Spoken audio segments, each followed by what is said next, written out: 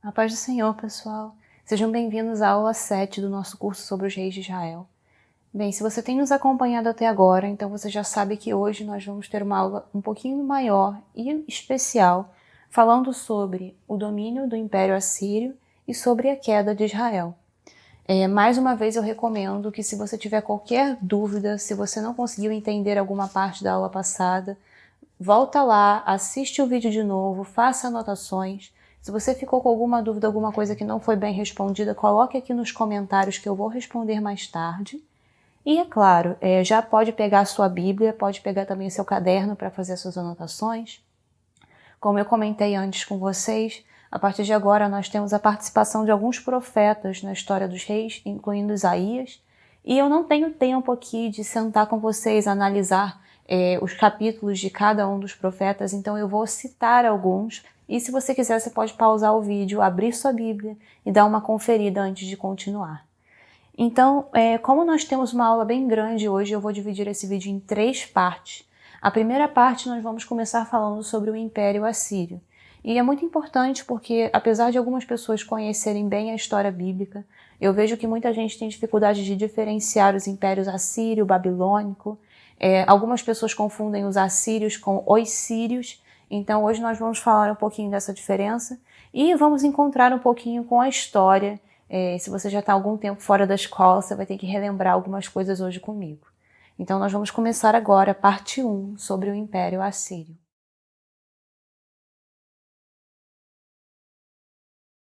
Pois bem, a civilização assíria, ela começou, na verdade, com uma cidade-estado chamada Assur ou Ashur, dependendo da pronúncia, e daí que vem o nome Assírios. Essa civilização ela se desenvolveu mais ou menos ali onde fica no norte do Iraque atual e no sudeste da Turquia.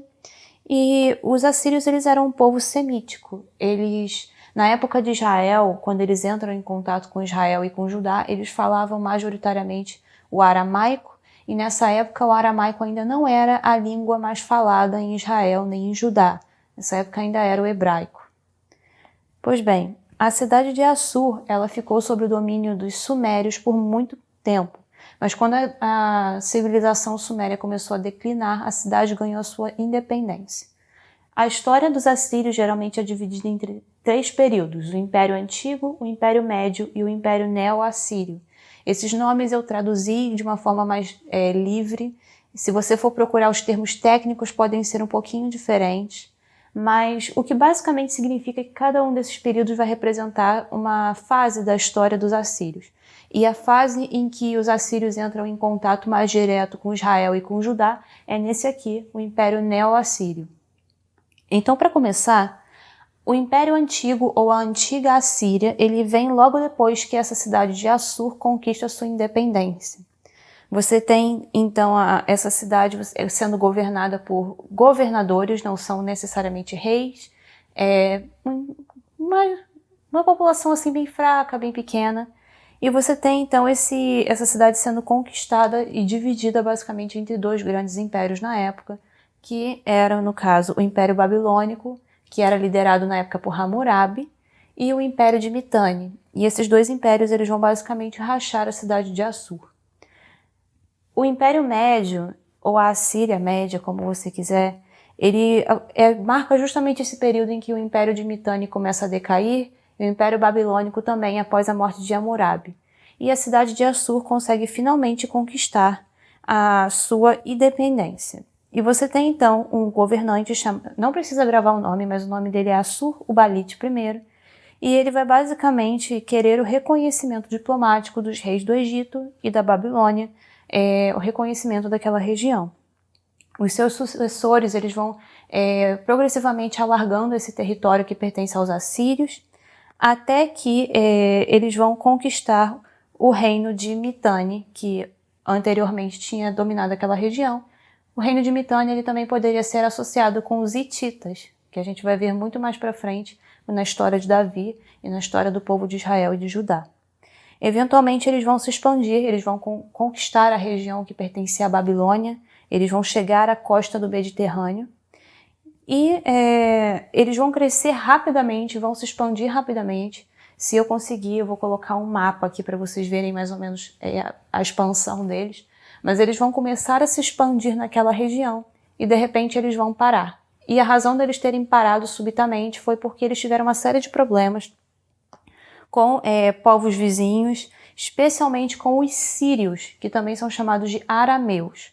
E por causa dessa ameaça que eles tiveram, eles pararam de se expandir e eles só voltariam a se expandir posteriormente, a partir do século IX. E é aí que nós entramos no Império Neo-Assírio, que é esse momento mais fundamental para a nossa aula. O Império Neo-Assírio, ele basicamente começa ali por volta da Idade do Ferro, na Era do Ferro, e ele vai então se dar desse momento de expansão, que vai começar no século IX, até a queda do Império Assírio. É nesse período que a Assíria vai chegar à sua maior expansão geográfica.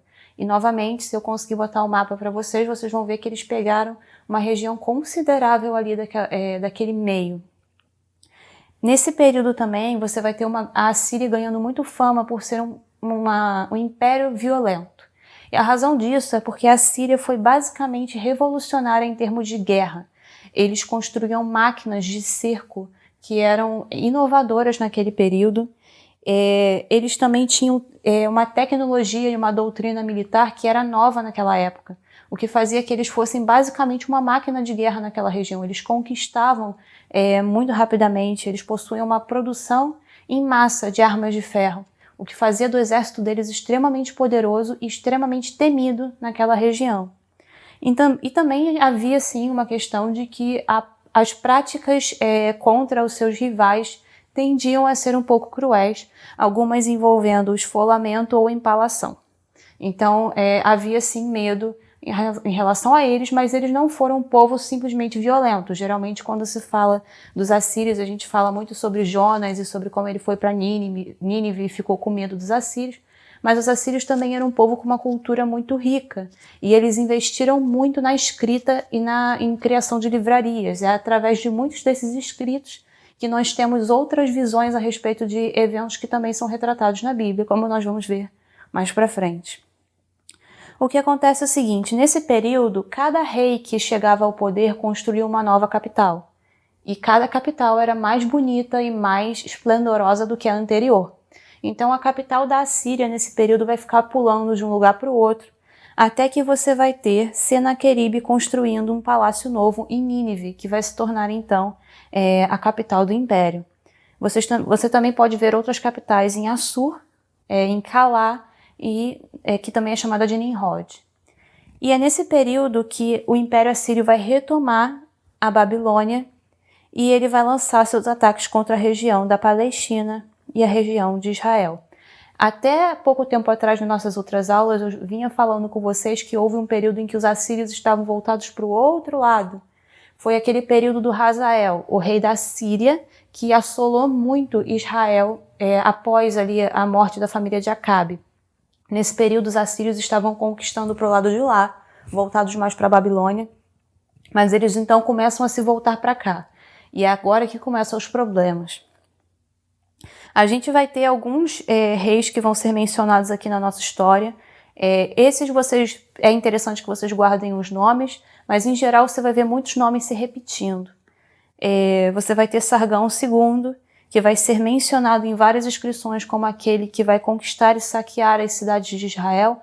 Provavelmente é durante o reinado de Sargão que você tem a queda de Israel e de Samaria. E você vai ter o sucessor, que é o filho dele, chamado Senaqueribe, que vai estar envolvido na batalha por Jerusalém, com Ezequias. Agora, mais uma vez, eu quero lembrar vocês que falar sobre história antiga é muito complicado, ainda mais com um tamanho limitado de fontes. Então, algumas coisas aqui, algumas datas podem ser diferentes, alguns nomes podem ser diferentes. Inclusive na Bíblia cronológica você tem algumas inscrições que dizem nós não sabemos a data onde isso aconteceu. Então eu estou tentando aqui simplificar para vocês numa linha do tempo um pouquinho mais coesa do que na verdade pode ter sido. Pois bem, depois que a Assíria termina esse processo de conquista que nós vamos ver hoje, ela vai voltar a se expandir e vai invadir o Egito. Mas, eventualmente, o Império Assírio vai começar a ter que lidar com uma série de rebeliões, inclusive rebeliões relacionadas à Babilônia e aos Medos também. O exército assírio ele não vai conseguir conter a pressão dos medos e dos babilônios e, eventualmente, eles vão se tornar independentes. Os babilônios vão se tornar independentes sob o reinado de Nabopolassar, que é, então, aquele que vai vir antes de Nabucodonosor e outros que a gente conhece. Os medos, os babilônios e os persas vão invadir a capital, Nínive, vão destruir a cidade e vão fazer, então, o império cair. Bem, algumas cidades vão sobreviver a essa queda do Império Assírio, elas vão se manter, a população vai continuar existindo, outros impérios vão se levantar naquela região e, eventualmente, após os eventos do Novo Testamento, com a morte de Cristo e o crescimento do cristianismo, você vai ter, então, muitos assírios se convertendo ao cristianismo. Eles vão ser alguns dos primeiros povos da região que vão se converter. E, inclusive, os assírios, eles são cristãos até os dias de hoje. E eles vivem agora espalhados naquela região ali do Iraque, da Turquia. Inclusive durante a época da Primeira Guerra Mundial, onde você tinha o Império Otomano, que dominou toda aquela região, muitos dos assírios foram massacrados no genocídio armênio. Os armênios são outro povo que vivia naquela região, eles também eram cristãos. E os assírios e os armênios, eles foram então mortos nesse genocídio contra essas minorias étnicas e religiosas. E eles existem basicamente até os dias de hoje. E eles preservam então uma cultura cristã bem diferente das outras daquela região. E essa é basicamente uma introdução bem rápida ao Império Assírio. Nós vamos então agora à nossa segunda parte.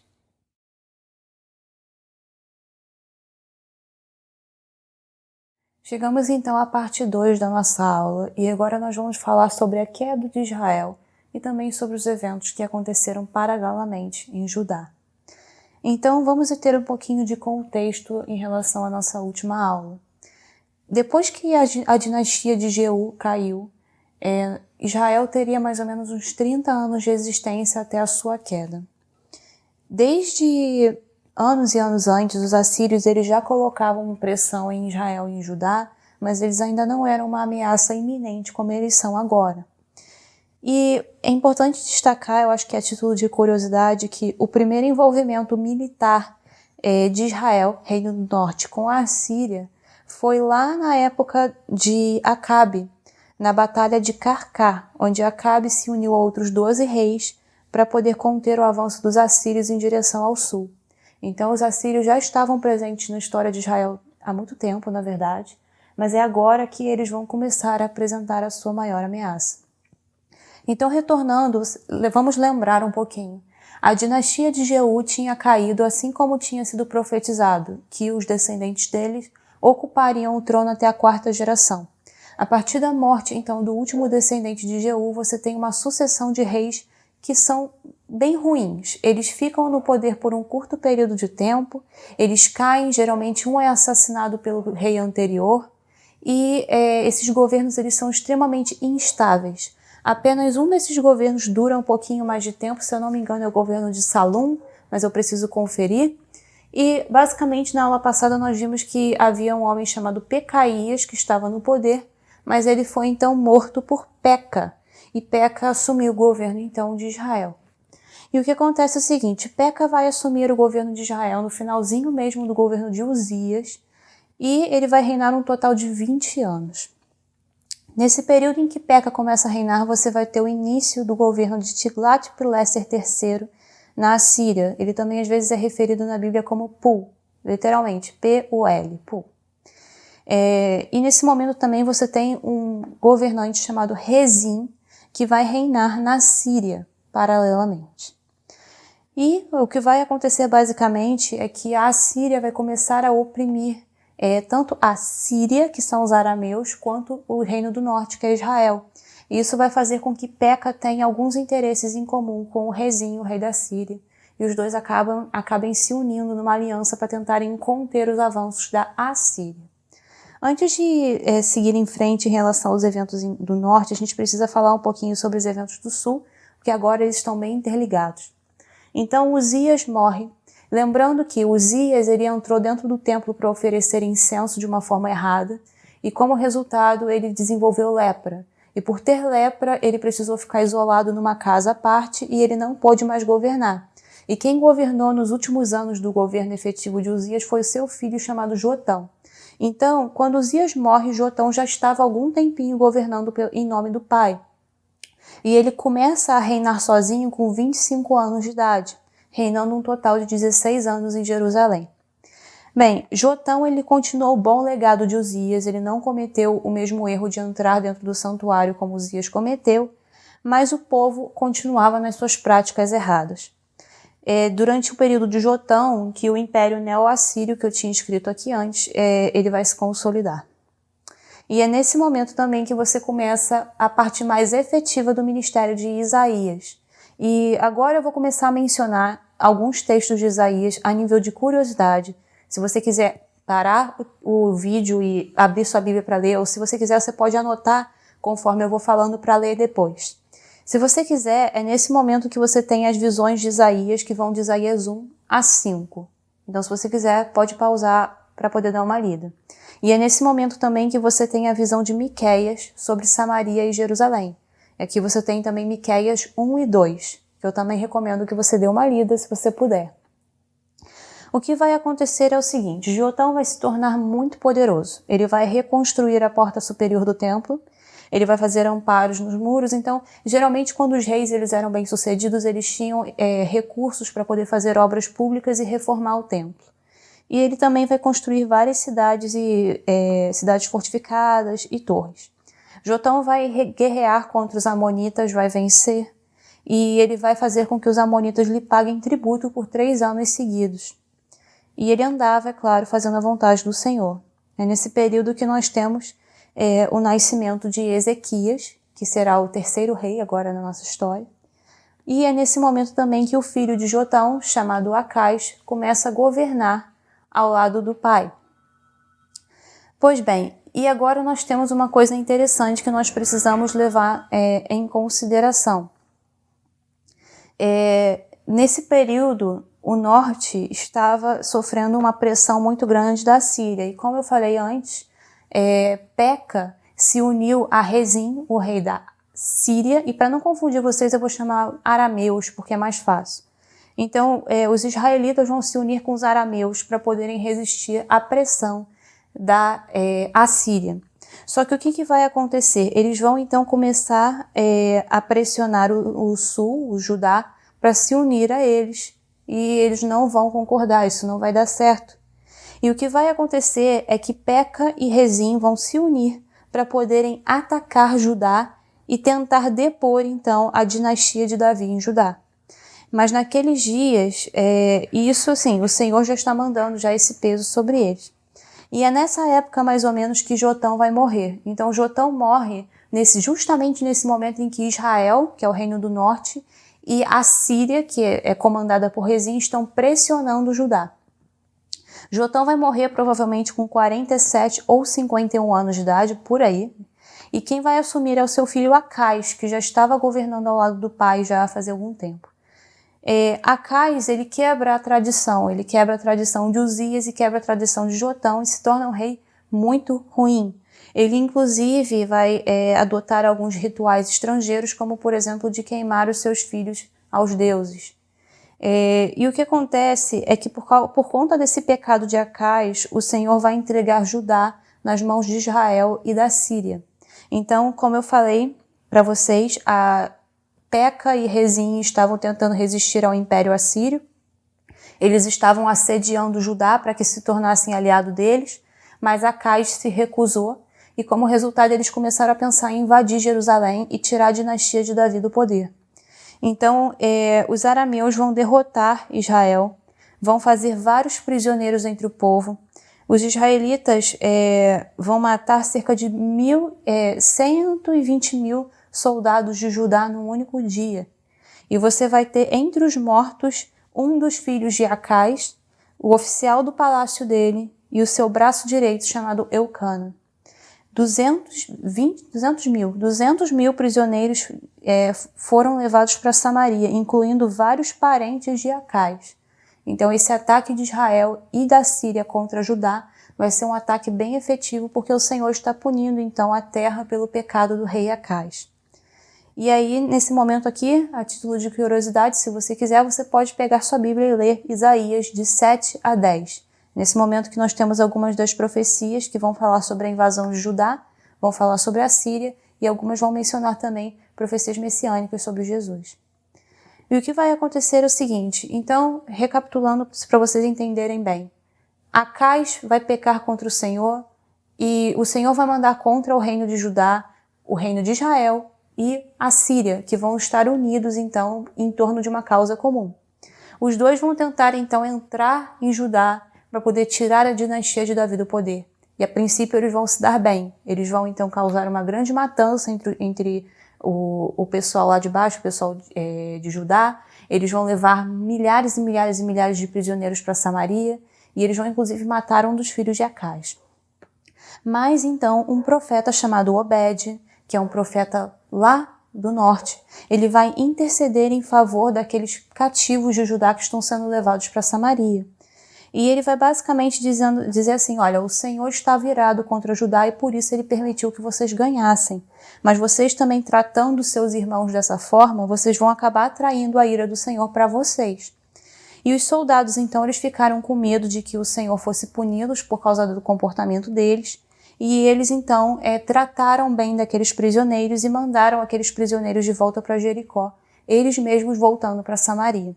E é interessante que é o seguinte, os anais assírios, que são as escritas assírias, revelam que nessa época, os assírios eles tinham um meio de deportação de prisioneiros de guerra muito cruel. Então, o que acontecia? Geralmente, os homens eles ficavam nus e eles eram puxados por ganchos presos no nariz ou nos lábios. Eles tinham que carregar os seus bens, o que eles podiam carregar nas mãos. Alguns estavam machucados, alguns tinham perdido membros durante a batalha. E todo mundo tinha que andar longas distâncias a pé, até chegar à região onde eles tinham que ficar. E provavelmente os israelitas estavam levando os prisioneiros de Judá da mesma forma.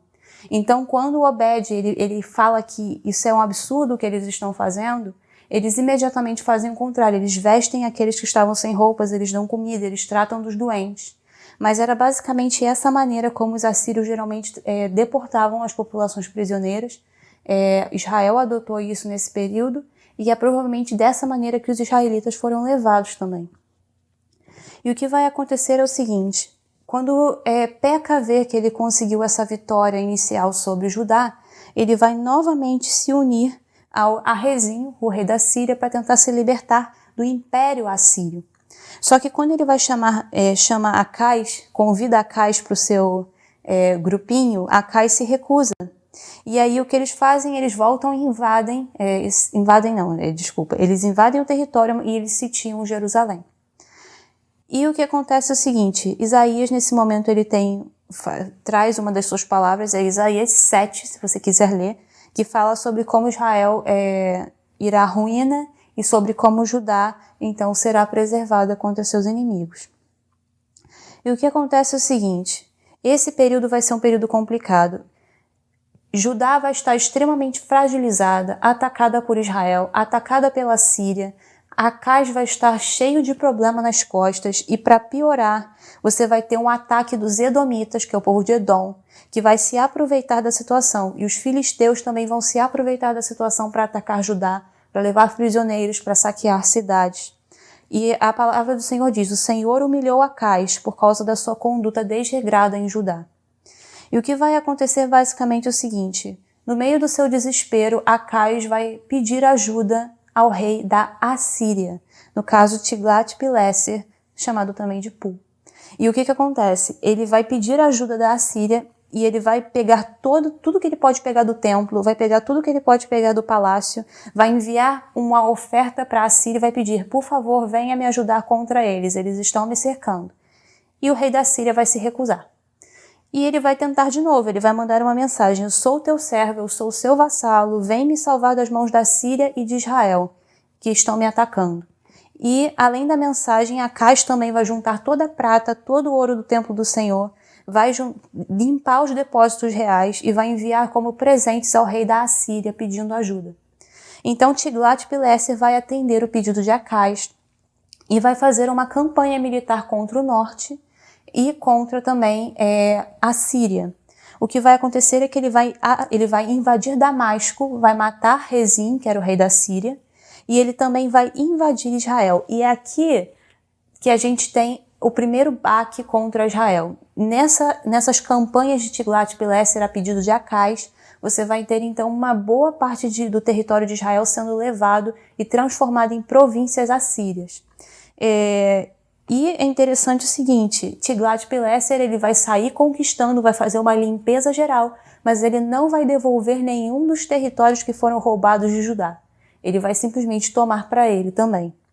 E o que vai acontecer é que justamente lá no norte nós vamos ter a queda de Peca.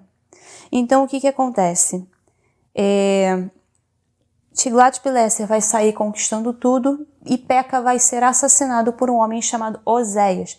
Importante, não confunda esse Oséias com o profeta Oséias. Esse daqui é o rei Oséias, é outra pessoa, outra personagem. Oséias vai conspirar contra Peca, vai assassiná-lo e vai tomar o seu lugar. Então o que acontece é o seguinte, Oséias ele era favorável aos assírios. Lembrando que é o seguinte, com a queda de Peca e com a invasão do norte pelos assírios, o Israel deixa de ser aquele reino independente que era antes e passa a se tornar, então, já era vassalo, mas agora passa a se tornar quase que uma província. E o que vai acontecer? A administração do reino do norte vai ser dividida em dois. As regiões norte e leste vão se tornar províncias assírias, então você vai ter metade da região do norte que vai deixar de pertencer a Israel e aquele povo vai ser deportado. Então aí já tem metade do povo sendo levado. Mas o sul vai continuar nas mãos de Israel. E você vai ter então um reino do norte pequenininho que vai estar sob o comando de Oséias, que é uma espécie de rei fantoche. Ele está ali para poder manter então o domínio da Síria, mas na verdade aquela versão menor de Israel também é um reino vassalo. E esses eventos todos vão se desenvolver no norte logo após então as campanhas desse rei do Império Assírio. Então, o que acontece? Logo após essa sua vitória, a vitória que ele conseguiu contra a Síria e contra Israel, Acais vai visitar o rei da Assíria em Damasco. Damasco, então, tinha sido conquistada, o rei da Assíria, o Tiglat-Pileser, ele estava lá. Acais vai visitar esse rei para conversar e quando ele chega lá, ele vê um altar que ele acha muito bonito. E ele manda imediatamente uma cópia dos desenhos do altar para o seu oficial e ele manda que seja feito um altar parecido com aquele nos mesmos modelos. Na mentalidade de Acais, qual é a questão? Na cabeça de Acais e na maioria das pessoas daquele período, os deuses eles tinham territórios. Então, é isso que é interessante você entender. A gente hoje tem uma cultura monoteísta. Para a gente é muito estranho pensar num povo que acreditava em vários deuses. E é mais estranho ainda pensar que muitos israelitas tinham uma visão que era correspondente com a visão da época. Então, Acais acreditava na existência de Deus, Deus que nós cremos. Mas ele acreditava que o território dele era Israel, era Judá, era aquela região de Jerusalém, e que os deuses dos sírios, do território deles, tinham então predominado sobre o Deus de Israel, porque os sírios tinham se dado bem. Então ele achou que a melhor coisa a fazer seria copiar o altar e trazer aqueles deuses para perto dele. A lógica era, quanto mais deuses você tiver do seu lado, mais protegido você está. Então é basicamente atirar para todos os lados. Então, quando Acais volta de Damasco, ele já vai encontrar aquele altar que ele pediu para que fosse feito pronto, e ele vai fazer uma coisa, bastante interessante, para não dizer errada. Ele vai tirar o altar do sacrifício do templo, o altar de bronze, vai colocar ele do outro lado, e ele vai colocar o seu altar, baseado no altar pagão de Damasco, no mesmo lugar do altar do sacrifício, para substituir. Ele vai deixar o altar dos sacrifícios como um meio de adivinhação e ele vai focar no altar dele mesmo criado por ele. Ele também vai tirar vários utensílios do templo, estrados, painéis, ele vai tirar mesmo as decorações, várias coisas do templo e vai enviar como um presente para o rei da Assíria. E ele vai oficialmente trancar as portas do templo do Senhor. Então esse período de Acais é um período que inclusive é chamado de um período de paganização de Jerusalém. É um período em que Jerusalém vai entrar em práticas pagãs. E o que vai acontecer, é interessante a gente falar um pouquinho sobre isso. Vamos voltar um pouquinho lá para o norte, para falar um pouquinho sobre Oséias. Então, Oséias ele vai assumir, ele é um rei fantoche de um pedacinho de terra no sul do que um dia foi o Reino do Norte, e ele vai começar a governar no meio do governo de Acais, meio para o final. E ele vai reinar 9 anos. A Bíblia diz que Oséias não vai fazer o que o Senhor aprova, ele vai fazer o que o Senhor reprova, mas a Bíblia coloca um adendo, ele não foi tão ruim quanto os outros reis que vieram antes dele. O que já é bom se você considerar, se você for olhar em retrospectiva, não existe nenhum rei de Israel que tenha recebido, ele fez o que o Senhor aprova, tirando Jeú, que fez no início do reino dele o que o Senhor aprova. E o que acontece é o seguinte, lá na Assíria você tem uma sucessão de reis, então Tiglat-Pileser, que foi o rei que invadiu o norte e que fez aquele acordo com Acais, ele vai morrer. E quem vai assumir é o filho dele, chamado Salmaneser. Não se preocupem com os nomes, é difícil. E o que acontece é o seguinte, esse período de mudança de rei em que o pai morre e o filho assume é um período geralmente de instabilidade. E Oséias se aproveita desse momento para poder fugir da Assíria. Então ele para de pagar os tributos que eles eram obrigados a pagar e ele recorre ao Egito para encontrar ajuda. Ele envia emissários, então, para pedir ajuda do Egito. Nós vamos ver mais para frente que isso vai dar extremamente errado. Mas antes da gente continuar, até porque Oséias é o último rei de Israel e a gente tem algumas coisas para falar sobre ele, nós precisamos começar a falar um pouquinho sobre o rei que vem depois, Ezequias. Então o que acontece é o seguinte, eu quero que você imagine que tudo isso está acontecendo ao mesmo tempo. Ao mesmo tempo que Oséias está lá no norte tentando coordenar aquele pedacinho de terra que sobrou para ele, Acais está passando seu governo para o filho, Ezequias, que vai governar durante um certo período de tempo com o pai. E é interessante o seguinte, agora as datas ficam complicadas. O que período exatamente Ezequias viveu, quanto tempo ele governou com Acais, quanto tempo do governo dele, na verdade, foi um governo dividido, não dá para saber exatamente. Mas o que a gente sabe é que Acais e Ezequias governaram juntos por um período de tempo, até que Ezequias assumiu o governo ele mesmo.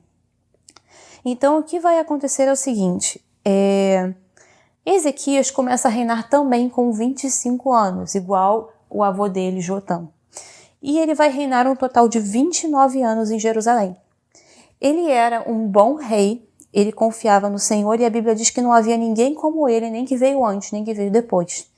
E entre as obras dele, ele despedaçou a serpente de bronze, aquela que Moisés havia feito lá atrás e que virou um objeto de culto. Era chamada de Neutzan e era adorada pelos israelitas na época, e uma das coisas que Ezequias vai fazer é destruir essa serpente. Pois bem, a primeira coisa que Ezequias vai fazer no seu primeiro mês do seu primeiro ano de governo é abrir as portas do templo e fazer uma purificação. Ele vai consertar as portas, ele vai reunir os levitas e os sacerdotes e vai mandar que eles se purificassem. O pátio do templo levou 8 dias para ser purificado. Então, além de ter que limpar e fazer a purificação ritual, eles tiveram que retirar todas as bugigangas que Acais tinha colocado dentro do pátio. E mais isso, levou mais 8 dias para purificar o templo em si mesmo. É importante vocês lembrarem o seguinte, quando a gente fala de um rei ruim, como a gente vai falar na aula que vem sobre Manassés, você tem que pensar que não é simplesmente eles fecharam o templo e pararam de adorar o Senhor. São anos e anos em que todo o processo religioso é parado. Então isso significa que não tem comemoração de Páscoa, não tem nenhuma consagração de sacerdote, você tem levitas que são abandonados, eles recebiam uma porção para poderem se manter, então os levitas são abandonados e forçados a buscar outras ocupações, você tem um abandono de toda a ritualística e isso se perde. Como com Josias, como nós vamos ver também mais para frente, vai se perder a tal ponto de que Josias vai ficar surpreso de encontrar o livro da lei. Então, a situação é, quando Ezequias chega ao poder, a situação está num estado de tamanho abandono que ele precisa fazer um processo de limpeza que dura dias, só para poder abrir as portas do templo. E o que vai acontecer é o seguinte, na manhã seguinte, Ezequias vai garantir que a adoração no templo seja restaurada. Ele vai reunir os líderes da cidade, vai subir ao templo, vai levar milhares e milhares de sacrifícios, e ele vai então organizar os levitas para que eles entoassem um cântico de adoração enquanto os animais fossem sacrificados. A comunidade também levou alguns sacrifícios de gratidão, alguns foram espontâneos. Foi um total da população, isso sem contar com o que Ezequias organizou, você tem mais de 70 bois, 100 carneiros e 200 cordeiros. Isso é só na parte espontânea. Você ainda tem muito mais. E a situação foi tanta que eles não tinham nem sacerdote para poder sacrificar todos os animais, porque você teve sacerdotes que nunca foram consagrados, você tinha gente que não estava purificada. E foi um desespero, porque você tinha que pedir ajuda de gente que nem era para exercer aquela função para fazer aquilo, porque não tinha mais gente para fazer. E o que acontece é o seguinte, é nesse período em que você vai ter muitos israelitas daquelas províncias assírias do norte que foram conquistadas e assimiladas, vindo para ajudar, para comemorar com eles, para tentar encontrar alguma coisa com eles ali naquele momento de dificuldade. Quando você tem um período de interrupção, como você teve com Acais, os rituais são interrompidos muitas das vezes. E um desses rituais que foi interrompido foi a Páscoa, que já não era mais comemorada. Então o que Ezequias faz logo que ele assume o governo é garantir que haja uma comemoração da Páscoa.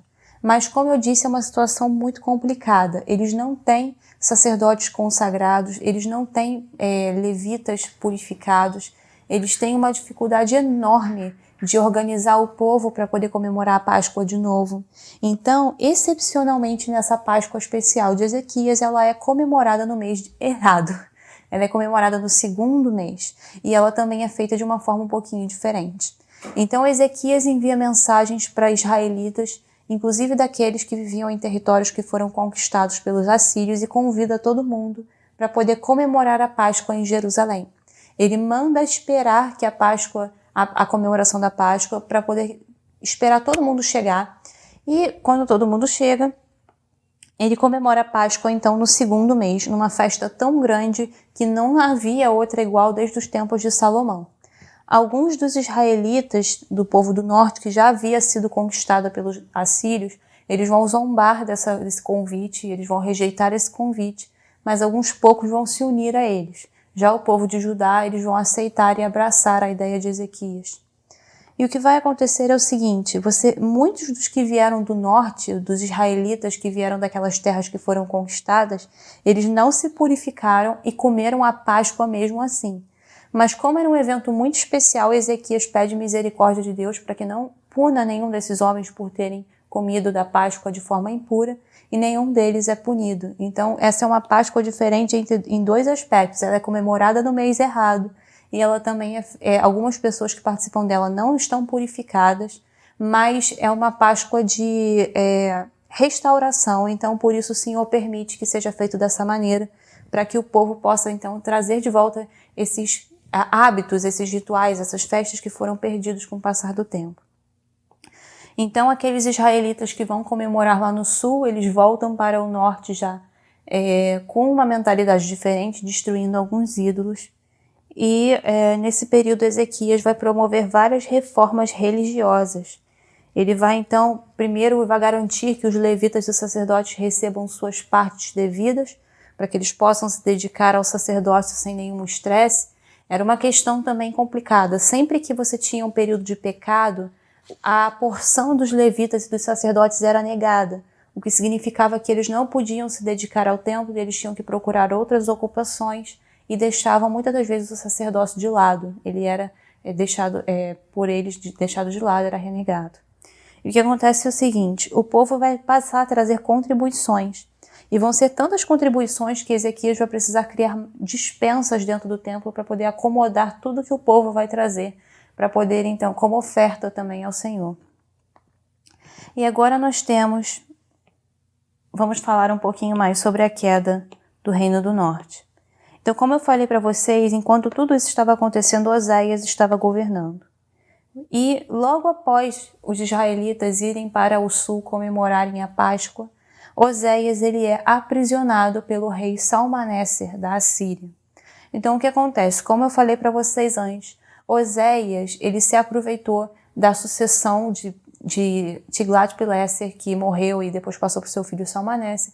Ele se aproveitou dessa sucessão na Assíria para poder parar de pagar tributos e procurar ajuda do Egito. Só que quando Salmaneser fica sabendo que Oséias mandou emissários para pedir a ajuda do Egito, ele vai então lançar Oséias na prisão. E aqui você tem, não confunda, por favor, mas aqui você tem a continuação da mensagem do profeta Oséias. E aí, se você quiser, você pode ler Oséias de 7 a 14, fica mais ou menos aqui nesse período. Então, Salmaneser vai invadir Samaria e vai cercar Samaria por um período de 3 anos. Isso já é no 4º ano do reinado de Ezequias. Então, Samaria vai ser sitiada por 3 anos, isso depois de Oséias ser levado prisioneiro, e a cidade era muito fortificada, e mesmo com toda a tecnologia dos assírios, ela vai resistir por um total de 3 anos, o que já é muito considerando os níveis da época. E o que vai acontecer também é que Samaria vai eventualmente cair nas mãos da Síria, e os israelitas, então, que sobraram, vão ser deportados para a Síria e vão ser estabelecidos em outras cidades. E é interessante que o modelo assírio era basicamente o seguinte: eles gostavam de brincar com seus territórios. Eles conquistavam um território, eles pegavam a população daquele território conquistado e jogavam para um outro território que eles tinham conquistado. Eles embaralhavam as populações dos seus territórios conquistados. Por quê?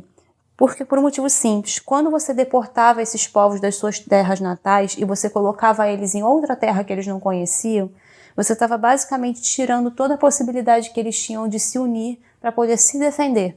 E não só isso, mas se você tirava a terra e você tirava a nação, você estava basicamente prejudicando a identidade étnica daquele povo.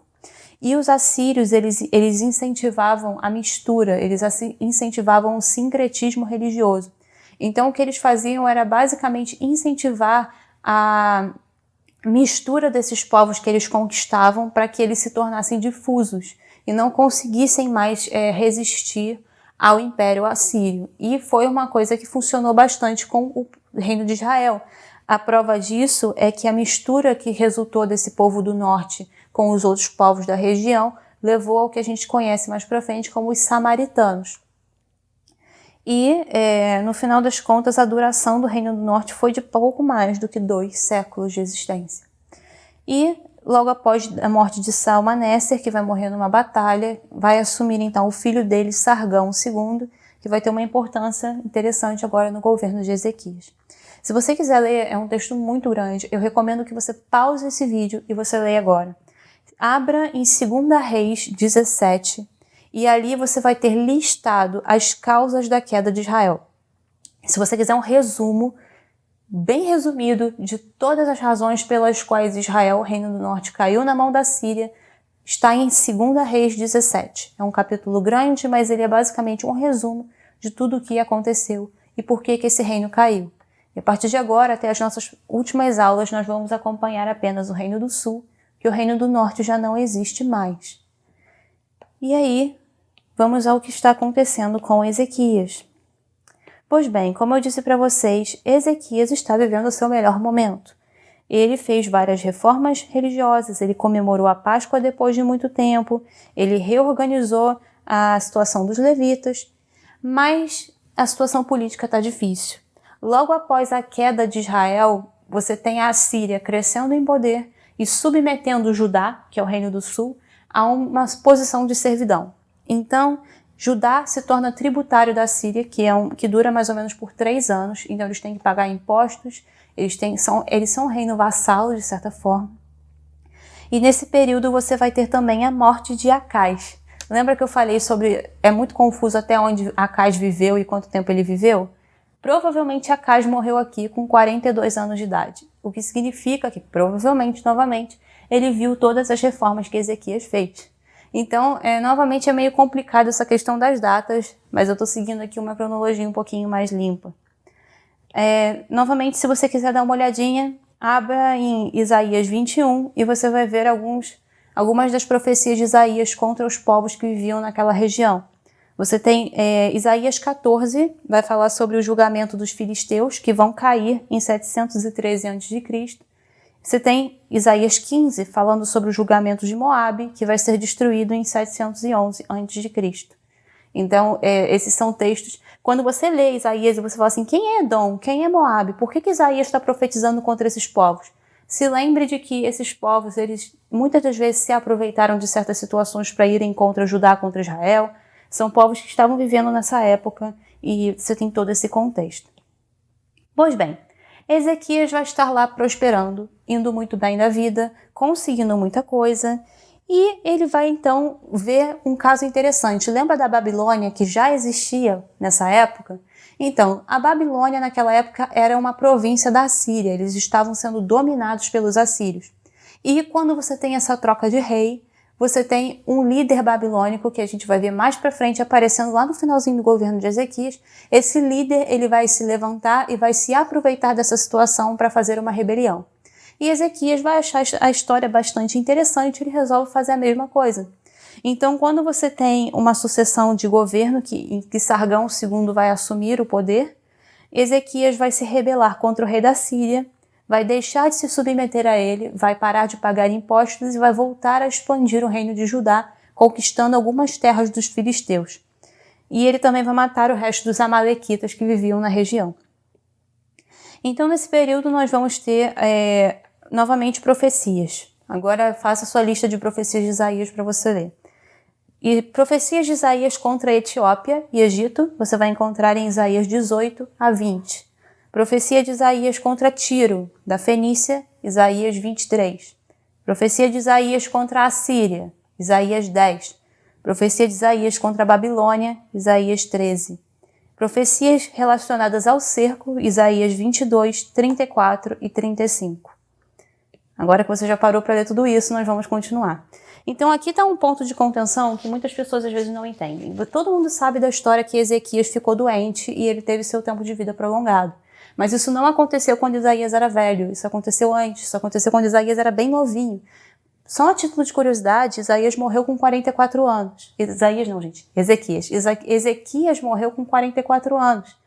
Ele começou a governar muito novo, ele morreu muito novo. Então, até aqui o governo dele estava bom. E ele ia morrer sem ver nada de ruim acontecendo. Ele ia morrer no momento do auge do seu reinado. Porque ele fica doente e quase morre. E aí o profeta Isaías vem e fala assim, olha só, o Senhor disse para você botar a sua vida em ordem, organizar a sua casa, que você vai morrer agora. E aí a Bíblia diz que Ezequias vira a cara para a parede e fala, Senhor, tem misericórdia. Ele começa a orar pedindo misericórdia. Isaías vai embora e quando Isaías está no meio do pátio do palácio, ele recebe outra palavra do Senhor. Volta e diz para o Ezequias que ele vai ser curado e ele ainda vai viver mais 15 anos. E eu vou permitir que ele tenha vitória contra o rei da Síria que vai vir contra ele.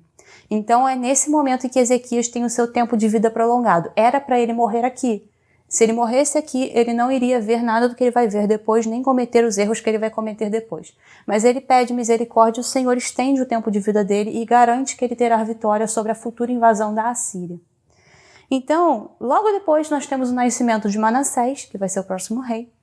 E você tem então Sargão II da Síria morrendo, sendo sucedido por ele, Senaqueribe.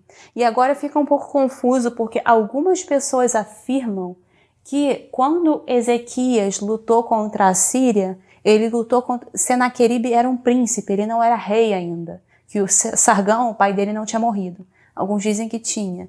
Aí é uma questão de tempo, mas o rei assírio com quem Ezequias lutou foi Senaqueribe.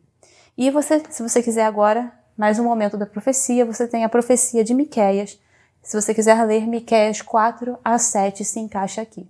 E agora nós vamos para a nossa terceira parte.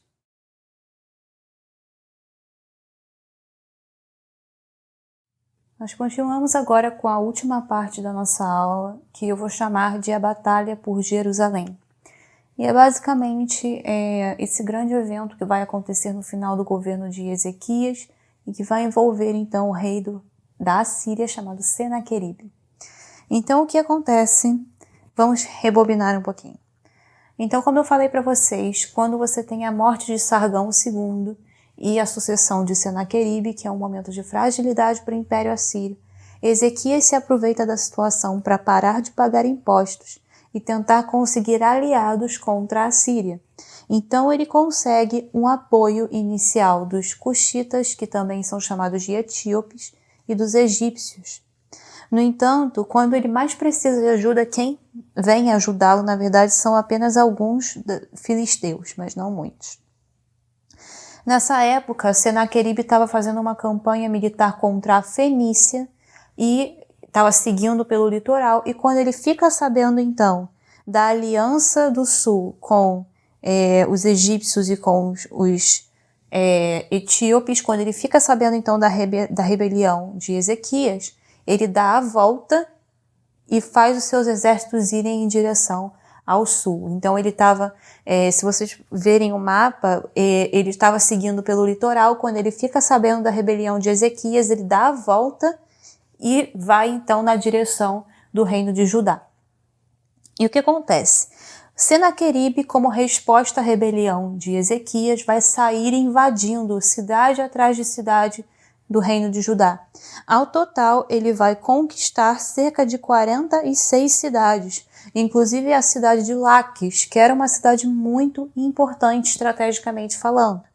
Essa cidade ela foi fortificada na época de Roboão, e ela tinha uma localização estratégica, porque ela era uma única cidade que protegia a fronteira norte do reino de Judá. E existem evidências arqueológicas que comprovam o cerco à cidade de Laquis. Inclusive, existem sinais de destruição em toda a cidade.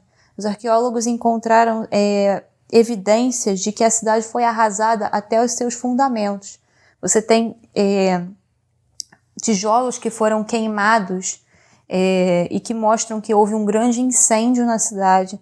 Centenas de pontas de flecha foram encontradas nos escombros de Laquis, e mais ainda, cerca de 1.500 ossos humanos, incluindo crânios decepados, foram encontrados rolados numa montanha abaixo, numa grande cova. E as evidências arqueológicas também indicam que todas essas vítimas eram civis, não eram militares. Inclusive, há evidências arqueológicas de sobreviventes de Laquis que conseguiram escapar e ficaram presos numa caverna durante um determinado período de tempo.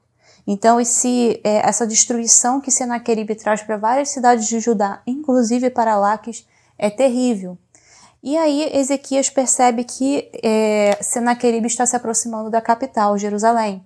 Então ele envia uma mensagem e fala assim: olha, eu cometi um erro, eu não devia ter me rebelado, tá aqui, ó, tributo, tá aqui tudo que você precisa, por favor, pare de me atacar. Senaqueribe vai cobrar de Ezequias um valor bem absurdo, ele vai cobrar 10,5 toneladas de prata e 1.050 quilos de ouro. Ezequias vai tirar tudo que ele pode do palácio real e do templo, e ele vai também retirar todo o ouro com o qual ele havia coberto as portas e os batentes do templo, para oferecer para Senaqueribe e tentar acalmá-lo. Aqui entra uma coisa interessante: as inscrições da Assíria que sobreviveram aos dias de hoje, do reinado de Senaqueribe, que contam a respeito desse período, afirmam que Ezequias não só deu como tributo todo esse ouro, essa prata, como ele também foi obrigado a enviar para a Síria seus músicos, suas filhas, suas concubinas, todo o marfim que ele possuía, peles de elefante e vários outros objetos. Então Ezequias basicamente perdeu muita coisa nesse processo. Mas essa oferta de paz de Ezequias não é suficiente para acalmar Senaqueribe. E ele começa a se preparar para invadir Jerusalém. Então Senaqueribe e seus exércitos estavam estacionados na cidade de Laquis, em Judá, que eles haviam conquistado. E quando Ezequias percebe que essa invasão é inevitável, ele organiza um plano emergencial. Ele reúne seus oficiais, ele apresenta uma ideia. Ele basicamente bloqueia as fontes de água fora da cidade. Então, caso haja um cerco, os assírios não vão conseguir ter acesso à água. Então, ele bloqueia esse acesso, e ele também reforça o Milo, que era o aterro de Jerusalém, e fortifica toda a cidade. E ele constrói túneis, juntamente com piscinas, para poder garantir o abastecimento de água da cidade no caso de um cerco. Então, é todo um esforço que ele faz de preparar a cidade para aguentar esse cerco que vai vir da Síria e para poder tentar prejudicar os assírios que vão estar cercando a cidade. Ele vai reunir o povo, os seus oficiais, seus militares à porta da cidade, vai dar um discurso sobre como eles dependem do Senhor, e isso vai encher o povo de confiança em relação ao ataque assírio iminente. Mas Senaqueribe é inteligente, e quando ele vê que Ezequias está começando a ganhar o povo e está começando a aumentar a confiança da cidade, ele resolve fazer um golpe, resolve dar uma mexida com o povo. Isso é importante porque os cercos, o objetivo de um cerco era quebrar a população, não só economicamente, mas como também quebrar o espírito de luta daquela população, ao ponto de que a cidade ficasse tão enfraquecida que quando ela era invadida quase não oferecia resistência, o que aconteceu com Samaria. Então você ter uma cidade que estava se fortificando e se preparando para um cerco prolongado ia dar o dobro de trabalho para eles, e eles não queriam isso. Então Senaqueribe, aqui tem a nossa lista de personagens importantes, ele vai enviar de Laquis o seu general, o seu oficial principal e o seu comandante para levarem uma mensagem para Jerusalém. Novamente aqui nós temos as etapas da batalha. A primeira etapa foi a ameaça e a segunda etapa foi então esse ataque às cidades. Nós estamos na terceira etapa em que eles estão tentando sitiar Jerusalém.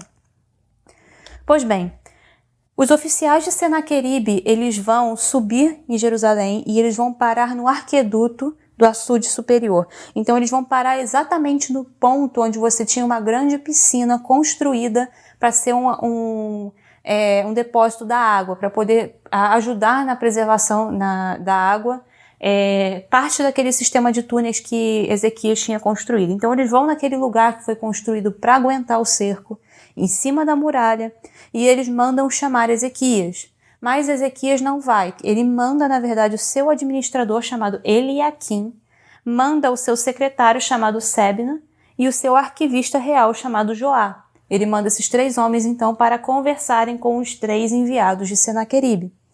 E quando o comandante de campo de Senaqueribe chega, ele faz um truque bem sujo. Naquela época, como eu disse no início, a Síria falava aramaico. Em Israel, em Judá especificamente, se falava mais hebraico. E ao invés de falar em aramaico com os oficiais de Ezequias, que provavelmente falavam as 2 línguas, eles falam em hebraico, que é a língua que o povo entende. E de propósito, porque eles querem que todo mundo que está ali na região entenda o que eles estão querendo falar. E o que eles vão dizer basicamente é o seguinte: eles vão trazer, eu não vou ler tudo, mas eles vão trazer uma mensagem de intimidação. Eles vão falar: em quem está a sua confiança, vocês de Israel? Vocês estão confiando em quem para se rebelar contra mim? Vocês estão confiando no Egito, que é fraco, que machuca aqueles que se apoiam nele? Vocês estão confiando no Senhor, o Deus de vocês? E aí os assírios vão usar dois argumentos que não fazem muito sentido pra gente, mas que faziam sentido naquela época. O primeiro argumento deles é o seguinte: vocês estão dizendo que vocês confiam no Senhor, mas não foi Ezequias que mandou derrubar todos os altares e concentrar a adoração em Jerusalém? Então, basicamente é o seguinte: pra gente e para o autor desse texto da Bíblia, o fato de que Ezequias retirou os altares e concentrou a adoração no templo de Jerusalém é uma coisa boa, é uma limpeza, uma purificação. Mas na visão politeísta da época, a atitude de Ezequias foi uma atitude meio boba. Porque eles acreditavam o seguinte: quanto mais melhor. Quanto mais deuses você tiver do seu lado, melhor. Quanto mais altares nas cidades, melhor.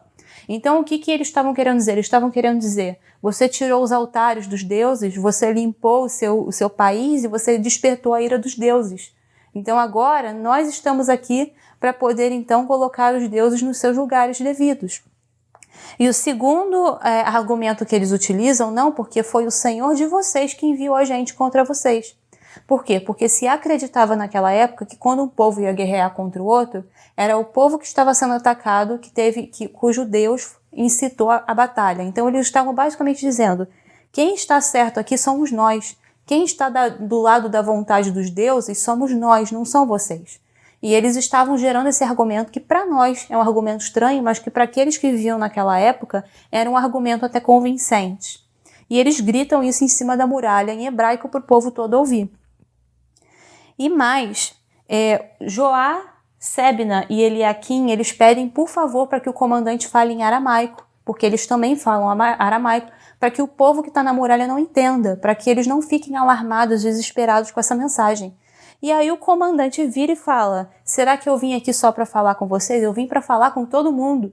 E ele começa a falar Ele começa a falar, eu vou falar para todo mundo que está aqui no muro e vocês todos aqui vão ficar numa situação tão difícil que vocês vão ter que recorrer a beber a própria urina para poder resistir ao cerco. E ele fala isso tudo assim em voz alta e mais, ainda fala assim para o povo, não deixem que Ezequias os engane, vocês não podem vencer a gente.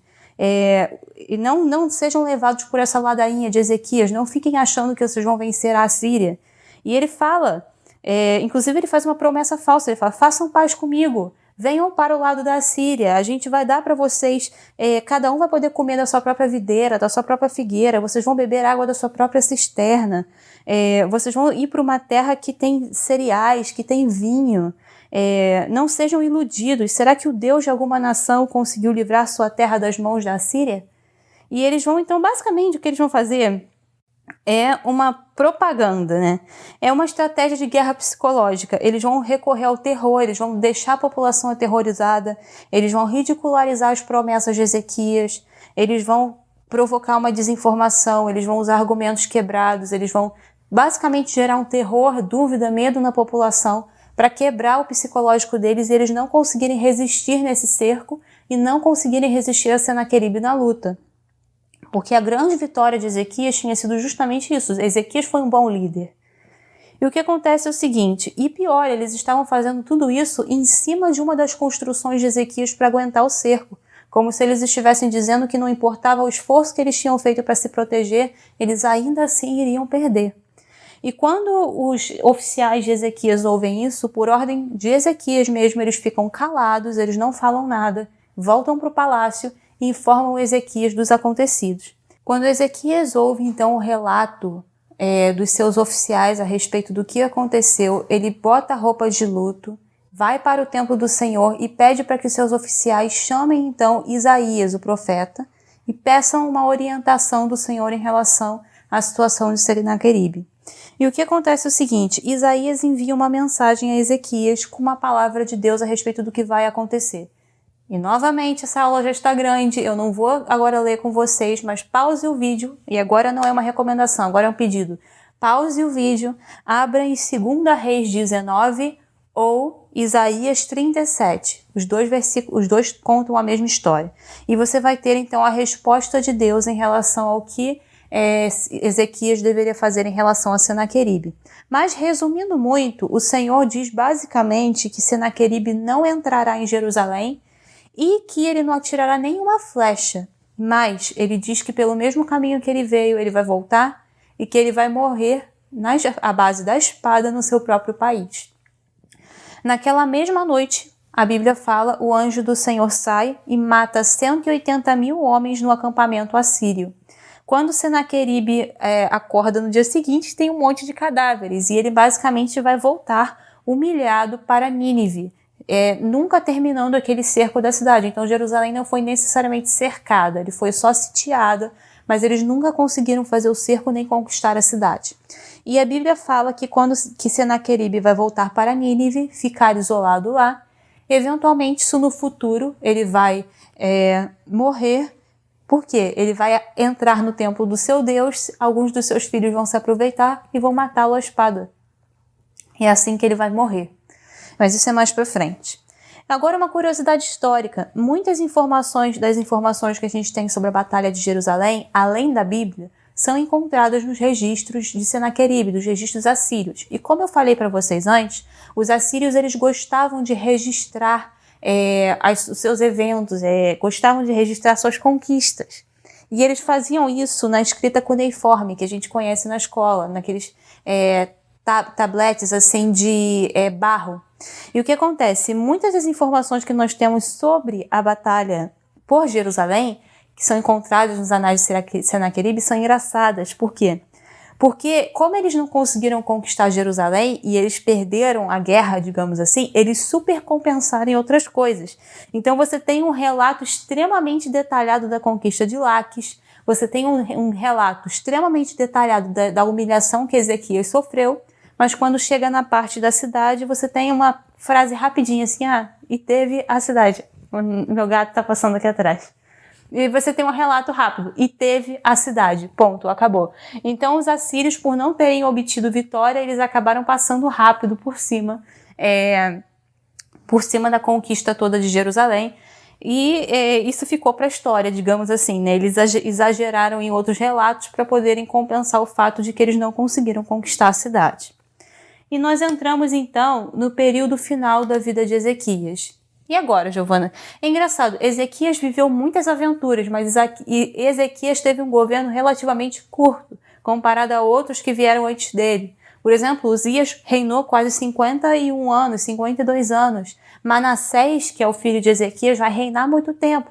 Ezequias não vai reinar tanto tempo, mas ele tem tantos eventos na sua vida que parece que ele reinou mais. Pois bem, após a batalha, Ezequias vai ganhar um prestígio muito grande na região como rei que conseguiu derrotar os assírios, como rei que resistiu ao domínio assírio. E por isso muitas nações vão enviar presentes para eles e ofertas para o templo. Ezequias precisou construir depósitos para guardar prata, ouro, pedras preciosas, especiarias, escudos, objetos de valor. Ele tinha armazéns só para poder estocar trigo, vinho e azeite. Ele também construiu várias obras públicas de reformas em vários locais do reino. Ele teve uma administração muito boa, as colheitas foram muito boas, tudo cumprindo uma profecia do Senhor de que ele experimentaria prosperidade após a derrota dos assírios. E aí tem um evento final dos embaixadores da Babilônia que todo mundo conhece. Lembra lá no início quando eu disse que Ezequias pegou uma inspiração dos babilônicos que se rebelaram contra a Síria? Então, o rei daquela época que promoveu aquela rebelião, que a Bíblia chama de Merodach-Baladã, ele tem um outro nome, no caso, se você for pegar pelos anais babilônicos, ele envia várias cartas de presente para Ezequias, ele envia cartas e presentes para Ezequias, e o Senhor permite que isso aconteça para testar o coração de Ezequias. Então, quando os embaixadores da Babilônia chegam em Jerusalém, Ezequias recebe todos eles muito bem e ele basicamente faz um tour pelo palácio dele e ele mostra tudo, ele mostra todos os armazéns, tudo que ele tem, todos os seus tesouros. Ele basicamente fica se gabando por algumas horas ali, ele faz um passeio pelo palácio com os embaixadores da Babilônia. E aí, quando os embaixadores vão embora, o profeta Isaías chega e pergunta: de onde vêm esses homens aí, Ezequias? Ele fala: não, vieram de uma terra distante, se chama Babilônia. Ele literalmente fala isso, vieram de uma terra distante que se chama Babilônia. E aí, você tem então a pergunta de Isaías. Isaías pergunta: o que eles viram no seu palácio, Ezequias? E aí, Ezequias: eu mostrei tudo. Eu mostrei tudo que eu não tinha, não tem nada no meu tesouro que eu não tenha mostrado para eles, não tem nada que eu tenha escondido deles. Isaías vira para ele e fala assim: tudo bem, um dia tudo que se encontra no seu palácio, tudo que os seus antepassados acumularam até os dias de hoje, vai ser levado para esse lugar distante chamado Babilônia. E não vai restar nada. Alguns dos seus próprios descendentes vão ser levados e vão se tornar eunucos para o rei da Babilônia. E aí o Ezequias sorri e fala: poxa, legal, porque isso pelo menos significa que enquanto eu estiver vivo não vai acontecer nada de ruim. E a Bíblia não diz o que Isaías faz, mas nesse momento seria o momento de Isaías botar a mão na cabeça e ir embora. Pois bem, Ezequias vai morrer com 44 anos de idade. Como eu falei, ele viveu muita coisa, mas ele morre novo e ele tem um governo bem curtinho. E a morte dele vai ser uma morte bastante homenageada em Israel, em Judá. Eles vão fazer várias homenagens, ele vai ser sepultado com muitas honras. E quem vai assumir o seu governo vai ser o seu filho Manassés. E depois dessa grande aula, que eu recomendo que você assista com pausas, nós vamos então nos ver na aula seguinte, a aula 8, onde nós vamos falar sobre Manassés, Amon e Josias. E lembrando sempre, anotações, perguntas, e não deixe nenhuma dúvida passar. Coloque aqui embaixo nos comentários que eu vou responder. E assista esse vídeo de novo se você sentir a necessidade. Eu vejo você na semana que vem e até lá.